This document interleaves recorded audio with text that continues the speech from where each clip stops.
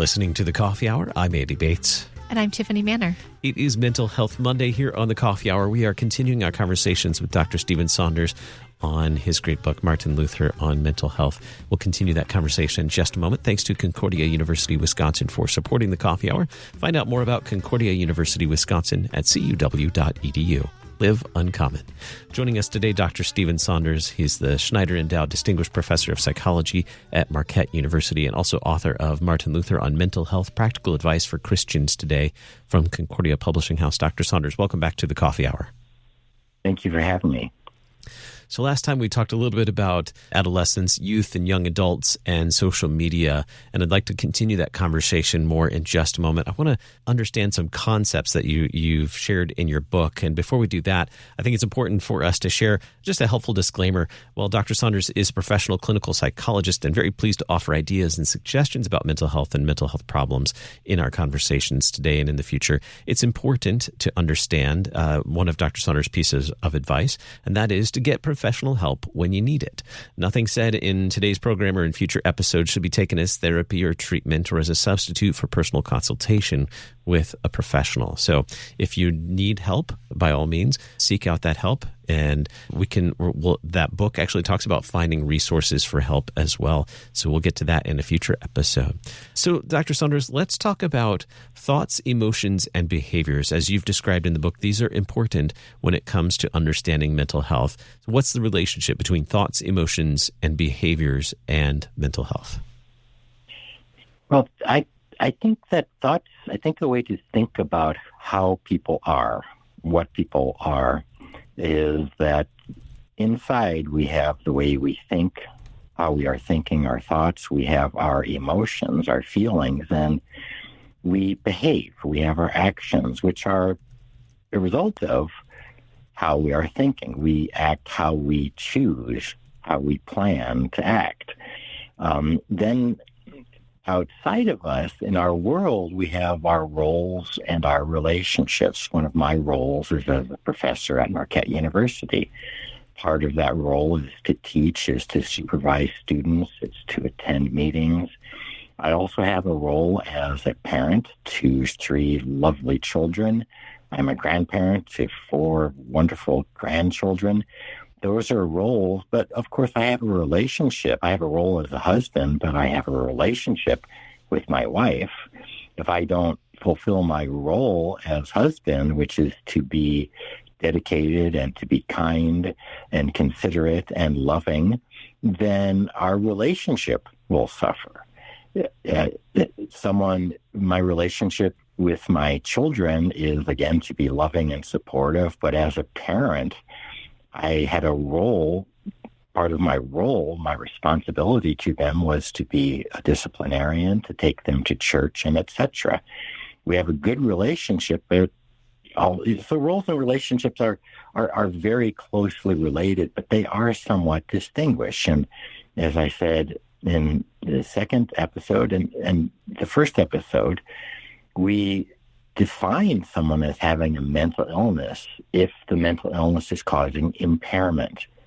And impairment always goes with roles and relationships. Every so often I get someone ask me, how do you know if you have a drinking problem? And I think I say it's pretty simple.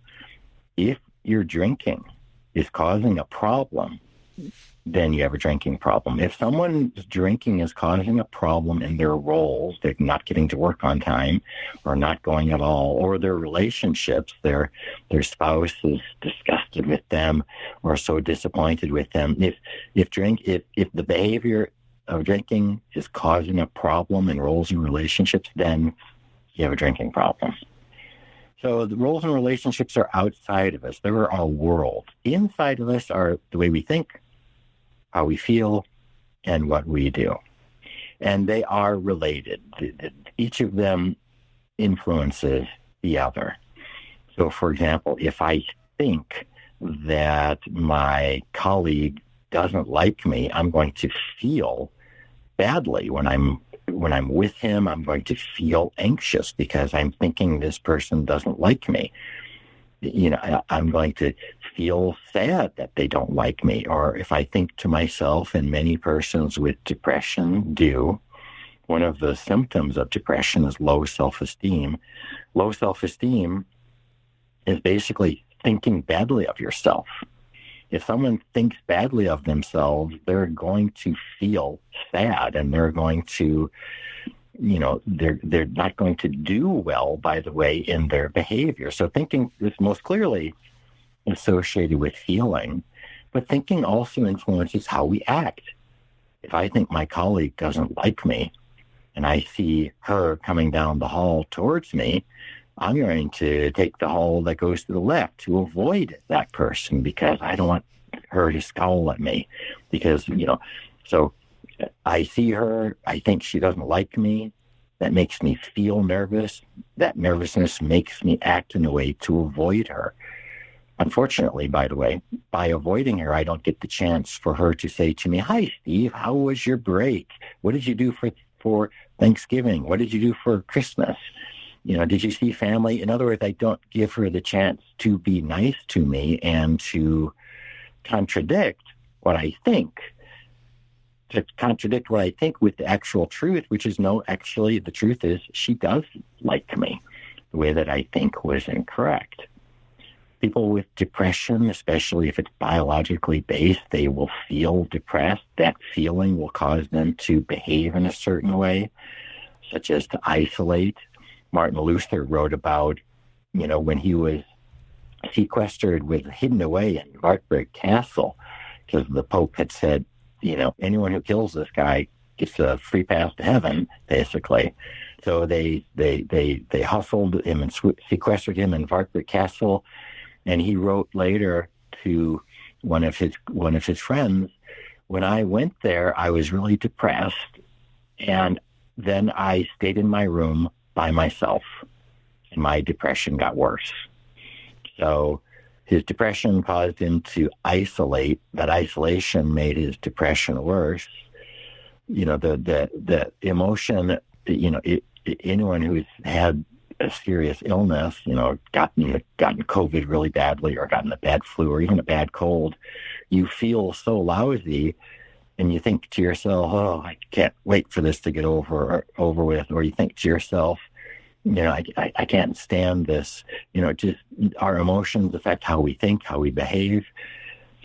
As Luther said, his behavior influenced his emotion.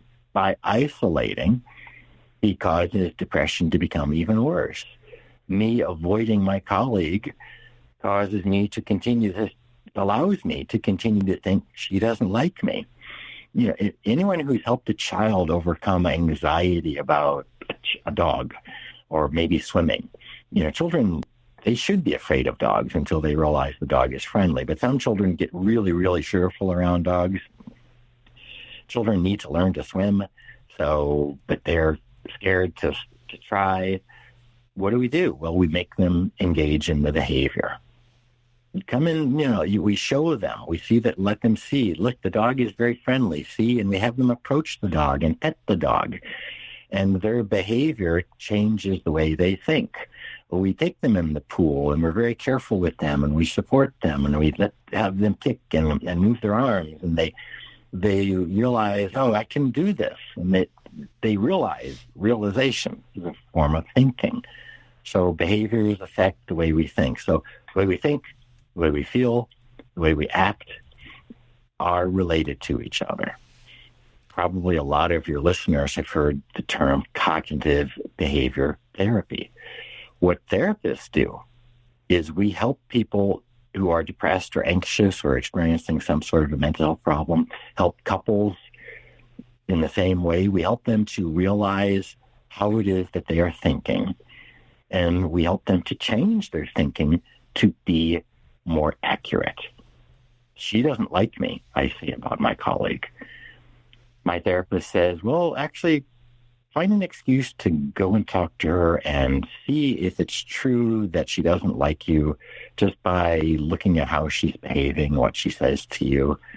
I don't want to do it. I'd rather avoid her, but my therapist says I got to do it. So I go into her office and I talk to her, and she says, "Why don't you sit down?" And then we have an hour-long conversation about nothing and everything. And she's always liked me. I just somehow got the idea, the thought, that she didn't, but the thought was wrong. Therapy focuses on the way people think. And by the way, Luther did this all the time in his letters. He said, beware of your thinking. Don't listen to your thinking. Again, amazing advice 500 years prior to the invention of modern therapy. But therapists help people to realize what they're thinking and, in a sense, to see if what they're thinking is actually accurate or perhaps needs to be changed to think differently.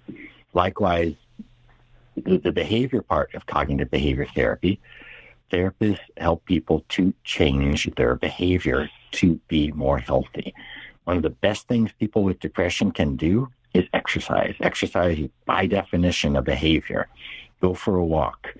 Take up easy weightlifting.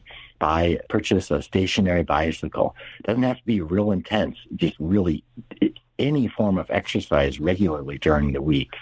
And we see people's depression basically disappear after a couple weeks of this.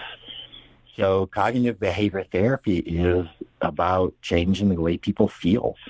Also changes the way people are acting with their roles and relationships, the way we think about others and our jobs, can affect how well we do in them.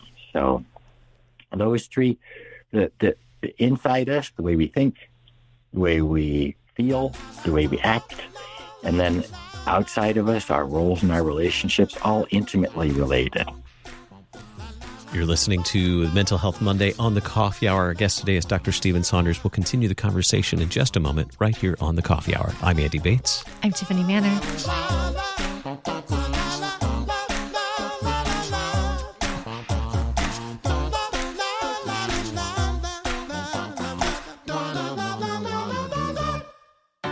At Concordia University, Wisconsin, we believe you were created for a reason. To use your God-given gifts to help others. To live a life of self-sacrifice in a me-first world. To live a life that's uncommon. Whether you're taking one of 50-plus online programs or learning with us in person on the shores of Lake Michigan, you'll be equipped to make an uncommon impact. Learn more at cuw.edu. Concordia University, Wisconsin. Live uncommon. Showing support for KFUO is now easier than ever. You can sport a KFUO shirt, swag, or even socks by visiting our online store. Go to kfuo.org/store and order high-quality KFUO-branded merch. You no longer need to wait for our annual share-a-thon for a chance to show your KFUO spirit. Visually share and wear this ministry out in the world by checking out our selection. Every purchase helps to support our proclamation of Christ for you, anytime, anywhere. Go to kfuo.org/store.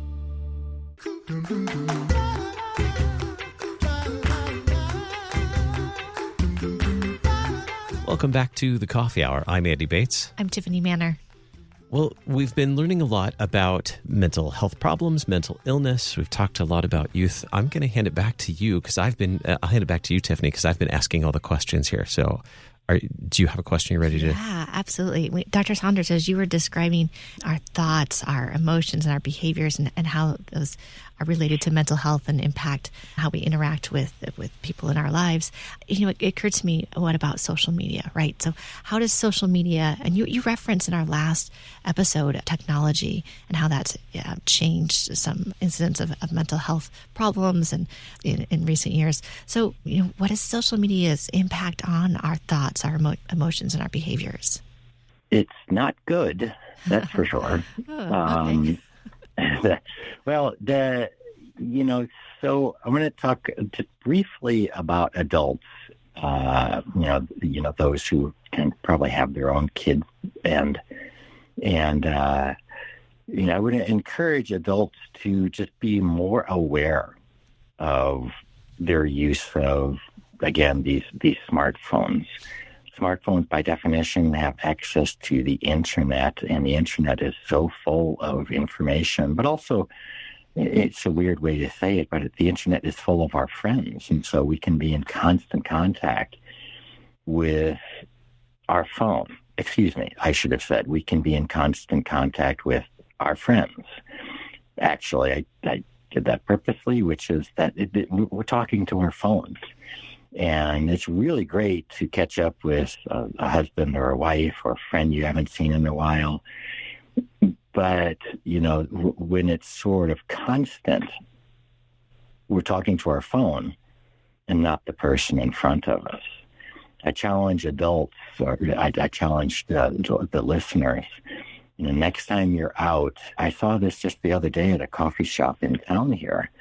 This couple, he was dressed for work, and she looked also to be dressed for work, and she was looking around the coffee shop, drinking her coffee, and you can guess what he was doing. He was on his phone, answering his email, and it just it made me a little bit sad for her. They seem to have a fine relationship, but, my guess was they had gone out purposely to have coffee together, and he spent the whole time not being with her. He was with his phone, not with her. So if adults, especially if you're a parent, and especially if you're a parent, and I'm not going to say you should, but if you're having regular meals with your kids, just the term that you'll hear is be present. The phone will still be working if you go back to it after a half hour of dinner, but to really be present for your sake, for your children's sake, especially if they're adolescents, but for your adolescents' sake in the sense that they get to experience that you are really interested in what they're going through, that you're not on your phone looking at your phone, basically ignoring them, which is what it ends up being. By the way, adolescents do it to each other. There's a term for it where you're with someone, but you're not with them because you get interrupted by something more important than them that flashed up on your phone. I would really encourage listeners to just be aware of that. Challenge each other, challenge ourselves, challenge our loved ones to actually just be here with us for the duration of this meal, this coffee hour, this, whatever it is, to not be constantly checking to see if there's someone more interesting that you can be talking to. Adolescents go through this as well. The smartphone is bad for adolescents, mental health for that reason. They really do need a break from the attention of their friends. It's even more pathological than that, though, these smartphones. Practically every app that they communicate to each other with has a counter, has a little sub-app application that counts how well they're doing. Facebook gets the thumbs up sign. How many thumbs up have you gotten on your Facebook posting? Instagram has something similar. How many times has your Instagram post been approved or liked or whatever it is? You can talk to, it wouldn't take you very long to find a couple of adolescents, just one adolescent, and probably female, because females are more socially attuned than our males. Females are, therefore, by the way, they're much more likely to have become depressed and anxious in the last few years. This trend of increasing anxiety, depression is especially hitting girls. Would it be pretty easy to find an adolescent girl and ask her, how well is your Instagram post going? How well is your Instagram going? You can even find one who could say to you, well, on Monday, I'm going to compare how well I did on Instagram to how well my friend did on Instagram. Well, how will you know? Well, it's right here. She'll have 58 things. I'll have 56, means she did better than I did. Earlier last week, I mentioned that the social media is partly, or rather the increase in depression, anxiety among children, I strongly believe is partly related to how much we are measuring them. But now they're measuring themselves They're measuring their own popularity on Instagram, on Snapchat, on applications I'm pretty sure I don't even know the name of. They're inventing new applications all the time. And they can see how popular or how unpopular, less popular, comparing popularity. That I'm not as popular as others, and I need to step it up. Do this after this episode, any listener out there. Go to your computer and put in the Google search engine, improve Instagram picture. There are thousands, probably tens of thousands of applications where you can take a photo of yourself to put on Instagram, but you can eliminate all the blemishes. You can make the photo look perfect. How to create a perfect Instagram profile. There's tens of thousands of pages of advice for this, and kids are going to them because they feel compelled to go to them, because they don't want to be left out. They don't want to be left behind. They want to be popular. I wanted to be popular. Everyone wants to be popular, and it becomes really salient in adolescence. About age 12 for girls, about age 13 for boys. Boys are always well behind in social issues. And now we have these supercomputers, these devices that they carry around all day, every day, including weekends, including Sundays, including during church services. And they're looking at them. And if they're not looking at them, they're anxious because they're not looking at them because they want to be popular. And this is how they know they are popular or not popular. Do this also. Ask an adolescent how they're feeling and what they think about their phone, what they think about their smartphone. And in particular, ask, are you tired? And you'll hear adolescents, so many adolescents will say, I am so tired of having to do this. I'm so tired that I'm required to do this. It's just exhausting. They'll say, I wish I could stop. And again, it's not just me saying this. I'm not just the cranky old guy on the lawn telling people to get off, although I do that. No, the research is pretty clear. There's a fellow by the name of Jonathan Haidt, H-A-I-D-T. Years ago, he wrote The Coddling of the American Mind, and he and his colleagues have documented that this crisis in mental health is really related to the increased use of cell phones. And now the question is, what is it that cell phones are doing? But we can see what they're doing. With just about 2 minutes left, we know that technology and social media are embedded in our culture. So for that parent of that tween or that teenager, that adolescent, what advice might you have for them, especially knowing that your child's friends are all going to have, or many of them are going to have access to social media or devices? Not all of them, but several of them. What advice do you have for parents when it comes to adolescents and technology and social media today, particularly when it comes to their mental health?